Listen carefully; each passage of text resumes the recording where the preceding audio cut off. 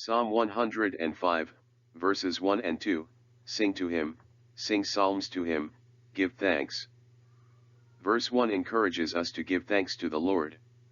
Call upon his name, make known his deeds among the peoples. The Lord is the creator of all benefits, therefore let us show him our gratitude, especially when we call upon his name. Let it be with a humbling countenance, addressing him with the proper title. He is not our good buddy, he is our heavenly Father. Speak to him in appropriate manner.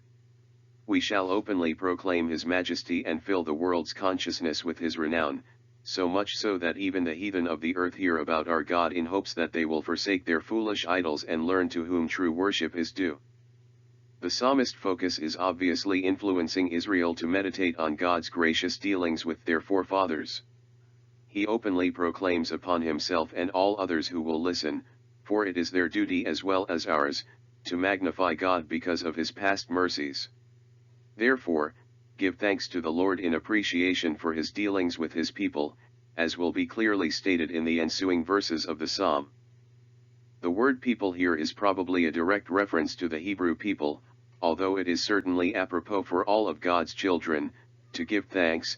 The exhortation is, that the knowledge of God's deliverance should be diffused and kept up among them. The particular reference is his delivering them from Egyptian bondage and bringing them into the promised land. Songs and ballads were a primary way of learning and remembering historical events. Who among us older folks can't recall the exploits of Davy Crockett through the tune embedded in our minds by music? Born on a mountaintop in Tennessee, killed him a bar when he was only 3. This is the purpose of the psalmist composition, keeping up the knowledge of what God has done, through a psalm of praise. Verse 2 urges us to sing to him, sing psalms to him, talk of all his wondrous works. It is expedient to enter his presence with hymns and praise songs combined, music for our emotional uplifting with biblical truths in the form of poetry or lyrics, which is the primary composite of the Psalms. Psalm hymns are a religious ode, or a sonnet that is an elaborately structured poem, praising and glorifying our God along with his supernatural attributes, and they often describe his merciful and gracious nature combined with his awesome intellectual prowess. The Spirit of God points out the connective value of hymns in many passages.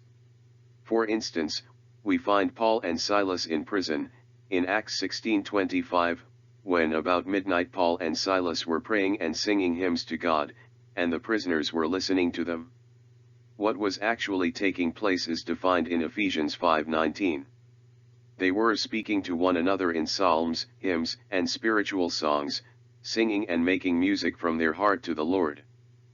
The singing of praise at the beginning of meditation in the Word or before a preaching sermon is most appropriate according to Hebrews 2:12, where the Spirit writes through the worship leader, "I will proclaim your name to my brothers, I will sing hymns to you in the congregation."